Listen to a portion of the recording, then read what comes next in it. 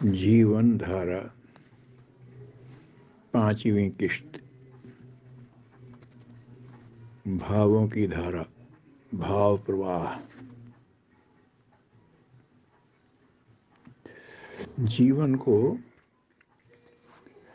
अगर वास्तव में देखना है, उसकी गहराई समझना है, तो भावों के प्रवाह को देखना, उन्हें दिशा देना, उन्हें व्यापकता देना बहुत जरूरी है।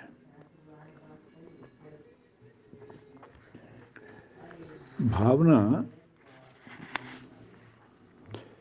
का एक अलग ही संसार है।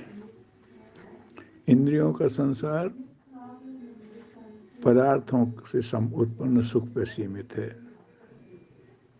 संसर्ग सुख से है।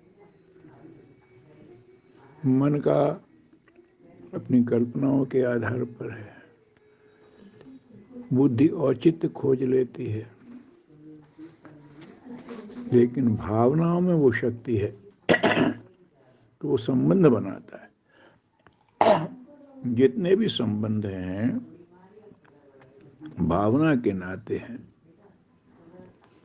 आत्मीयता भावना के नाते बनती है, और मनुष्य के जीवन का विस्तार उसकी आत्मीयता का विस्तार है। मनुष्य की महानता उसके आत्मीयता के विस्तार के ऊपर ही निर्भर करती है। परम पूज्य गुरुदेव युग ऋषि ने यही कहा है बार बार। तो आप देखें, जीवन की अगर आप गहराई देखें तो शास्त्रकारों ने कहा है, भावे ही विद्यते देवा तस्मात् भावो ही कारणम। देव शक्तियां भावनाओं में रहती हैं, इसलिए भाव ही कारण है।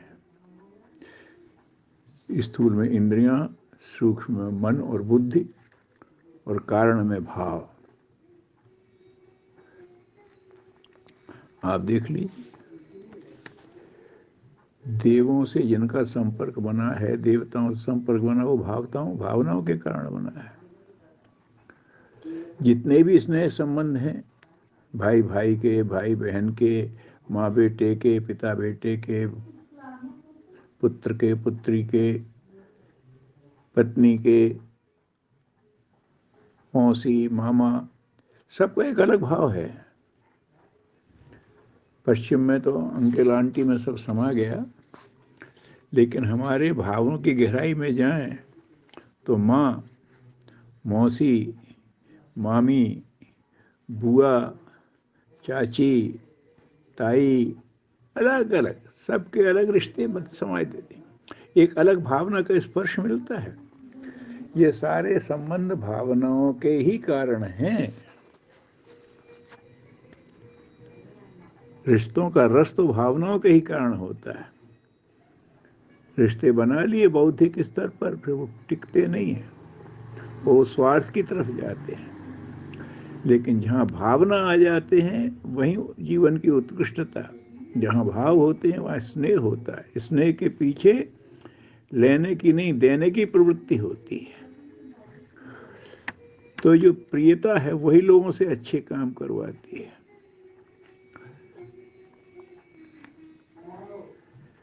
भावों के मानाते ही प्रियता होती है। जहाँ भावना के साथ प्रियता जुड़ गई फिर वो स्थिर हो गया। जब भाव कारण है तो इनको विस्तार देना ही जीवन का विस्तार है। अगर भाव संकीर्ण हो गए तो मोह बन जाएंगे,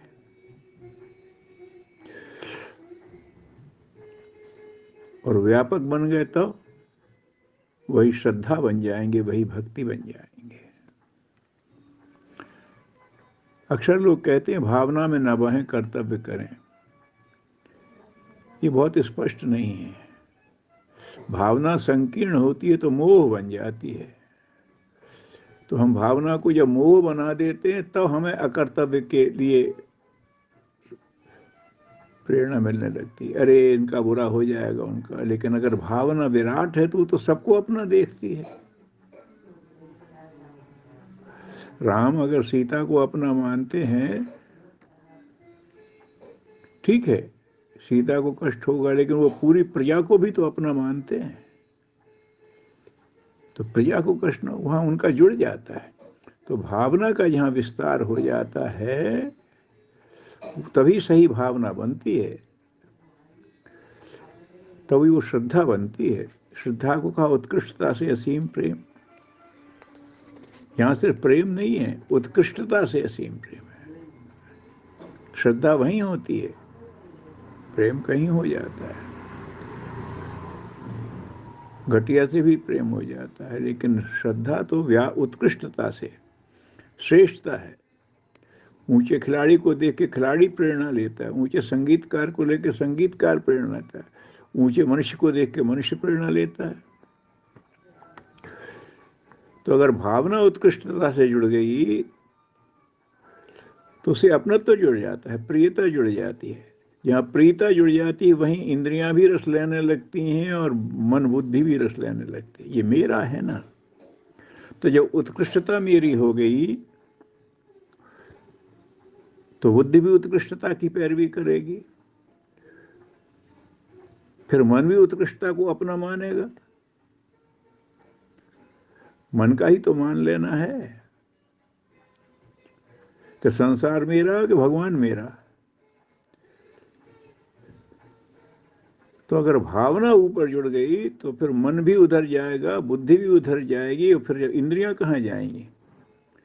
जब बुद्धि उसी दिशा में शक्ति लगाएगी, मन उसी दिशा में चाहने लगेगा, तो इंद्रियां भी उसी दिशा में चल पड़ेंगी। तो हो गया इंद्रिय निग्रह। इंद्रिय निग्रह ये कहती हैं, इंद्रियां पदार्थ में अपना सुख खोजती हैं, वहीं अपना घर ढूंढती हैं, और पदार्थ के सुख में इंद्रियां लगेंगी तो फिर मन बुद्धि और चित्त को ऊपर जाने का मौका ही नहीं मिलेगा, तो उसे निग्रहित करते हैं। लेकिन अगर आपने भावना को उत्कृष्ट बना दिया, भावना को श्रद्धा की तरफ ले गए, तो उसका सीधा प्रभाव बुद्धि पे और मन पे आएगा, इंद्रियां उसी के साथ चलने लगेंगी, उत्कृष्टता के साथ जुड़े। उत्कृष्टता आते ही आत्मीयता का विस्तार होता है। फिर वो अपने सुख की जगह सबके सुख के, सबके हित की बात सोचने लगता है। अपने सुख में तो अपना हित भी हो, ये संदिग्ध है, ये तो मन की दशा पे है। हमें सवेरे देर तक सोने में सुख मिल सकता है, आलस्य में सुख मिल सकता है, प्रमाद में सुख मिल सकता है, लोगों का अपमान करने में भी सुख मिल सकता है, ये मन की हीन स्थिति होगी। लेकिन जब उत्कृष्टता की तरफ मन जाता है तो प्रातः उठने में भी सुख मिलता है, सवेरे सवेरे प्रकृति में जाकर के उसमें आनंद लेने में भी सुख मिलता है, परमार्थ में भी सुख मिलता है। तो अगर हित में सुख मिलने लगा तो फिर वो अक्षय है। अगर सुख में हित खोजोगे तो भटक जाओगे। राक्षसों का यही तो हुआ, उन्होंने सुख में हित खोजने की कोशिश की है। तो हमें तो सुख चाहिए, तो ये तो सुख तो अभ्यास पर है। जिसको मन स्वीकार ले, जिसको रोज करे, उसी में सुख हो गया। शाकाहार स्वीकार कर लिया तो शाकाहार में सुख है, मांसाहार स्वीकार कर लिया तो मांसाहार में सुख है। सताने में अगर रस ले लिया मन ने तो सताने ही में सुख मिलेगा आदमी, दुष्ट यही तो करते हैं। लेकिन अगर हित में सुख देखने लगा, सुख तो सब जगह है लेकिन हित सब जगह नहीं है। सुख आप कहीं भी ले सकते हैं, लेकिन हित तो सैद्धांतिक रूप से सुनिश्चित है। इसलिए अगर हित सुख सब जगह है तो हित में ही सुख क्यों ना लें। तो इसको बुद्धि को समझाते हैं, फिर भी बुद्धि मन के दबाव में फिसल जाती है। लेकिन जहां भावना जोड़ दी और जनहित में भावना अगर जाने लगी, सबके कल्याण की तरफ भावना जाने लगी, तो फिर तो आपका सुख अक्षय हो गया। सबको सुखी देख के आप सुखी होते हैं। भावना की व्यापकता से है। माँ सारे कष्ट सहती है बच्चे के लिए, और बच्चे को मुस्कुराता देख के सब भूल जाती है। कहाँ गए कष्ट? भावना ने सबको बहा दिया। मित्र को अगर कष्ट हो रहा है तो मित्र परेशान हो जाता है, जी तोड़ मेहनत करता है, और मित्र को अगर खतरे से निकाल लिया तो खुश हो जाता है। कहाँ गया वो कष्ट? अरे भावना ने सबको ढहा दिया। तो भावनाओं को उत्कृष्टता की दिशा ले जाना, इधर ध्यान देने की जरूरत है। भावना गलत दिशा में भी जा सकती है, लेकिन अगर भावना को आपने देखा भावना कहाँ जा रही है, और भावना है क्या? बुद्धि और भावना दोनों भगवान ने बनाई हैं, और जिसने बनाई हैं उसी के पास उसके सदुपयोग का सूत्र होता है, क्योंकि उसने उद्देश्य से बनाया है। तो बुद्धि को भगवान ने बनाया है सही दिशा के पकड़ने के लिए, और भावनाओं को बनाया है रस लेने के लिए, उत्कृष्टता से जुड़ने के लिए। बस अब भावना को उत्कृष्टता से किया जोड़ना है तो बुद्धि को भी दिशा वहीं मिलेगी। इसीलिए कहा है गीता में, नास्ति बुद्धिर अयुक्तस्य न चायुक्तस्य भावना। जो युक्त नहीं है, आदर्श से उत्कृष्ट से जुड़ा नहीं है, अर्थात ईश्वर आदर्श का समुच्चय, जो ऊंचे आदर्शों से जुड़ा नहीं है, उसकी बुद्धि ना बुद्धि है ना भावना भावना है। क्यों? कि बुद्धि का जो जीवन को लाभ मिलना चाहिए वो नहीं मिलेगा। अगर उत्कृष्टता से नहीं जुड़े हैं तो निकृष्टता की तरफ जा करके वो कुचक्री बना देगी, और जीवन कुचक्रों में फंस जाएगा। और भावना को उत्कृष्टता से नहीं जोड़ा तो वो मोह में फंसा देगी, और संकीर्ण मोह में निपट करके आदमी दुख के उसमें जाएगा। तो अगर उत्कृष्टता से नहीं जोड़ा बुद्धि और भावना को, जिसने बनाया है उसी के पास उसके सूत्र हैं। बस ये ध्यान में रखना है।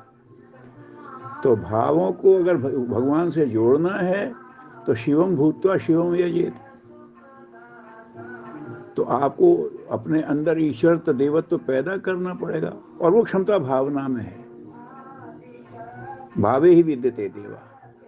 उत्कृष्टता भावना से, जब भावना में उत्कृष्टता आ जाएगी, बुद्धि भी चलेगी, मन भी चलेगा, इंद्रियां भी चलेंगी, कर्म भी चलेंगे, सब चल पड़ते हैं। तो इसलिए अपनी भावनाओं के प्रवाह को देखते हुए उन्हें उत्कृष्ट धारा में ले जाना चाहिए। ये भक्ति भाव इसीलिए है। भावना को श्रद्धा के साथ जोड़ो, श्रद्धा भक्ति में बदल जाएगी। बस ये देखना है। तो जरूरी नहीं कि ईश्वर से जोड़ा, उत्कृष्ट आदर्श से जोड़ दीजिए। संगीतज्ञ का आदर्श है तो वो आनंद में रहता है। वैज्ञानिक का आदर्श है, उसे ईश्वर को सोचने की नहीं फुर्सत है, लेकिन वो अपने लक्ष्य में लगा रहता है, आनंदित रहता है, मस्त रहता है। और ईश्वर की परिभाषा ही है, जहाँ जो श्रेष्ठतम है वहीं ईश्वर है। गीता में भगवान ने कहा ना, जहाँ भी जो आपको श्रेष्ठता दिखाई दी है वो मेरी ही है, मेरा ही रूप है। तो प्रकारांतर से ईश्वर से जुड़ गया। ईश्वर को व्यक्ति मानोगे तो फिर मुश्किल है, लेकिन अगर उच्च आदर्श है तो किसी भी उच्च आदर्श से आप जुड़ गए तो आप ईश्वर से जुड़ गए। तो भावनाओं को अगर उच्च आदर्श से जोड़ा तो आपके लिए ईश्वर सहज हो जाएगा, क्योंकि भावना में ये शक्ति है कि वो किसी भी चीज को जीवंत बना देती है। तो इसलिए भावनाओं के प्रवाह को देखें, उसकी गहराई समझें, और उसको संकीर्णता में सीमित में न रहने दें, उसे व्यापकता में ले जाएं, क्योंकि वो व्यापकता के लिए ही बनी है और वहीं अपना चमत्कार दिखाती है। बस यही सबसे निवेदन है, यही मंगल कामना है कि लोग भावनाओं के प्रवाह को देखें, उन्हें नियमित करें, सही दिशा दें, और आनंदित हों और आनंद बांटें। ओम शांति।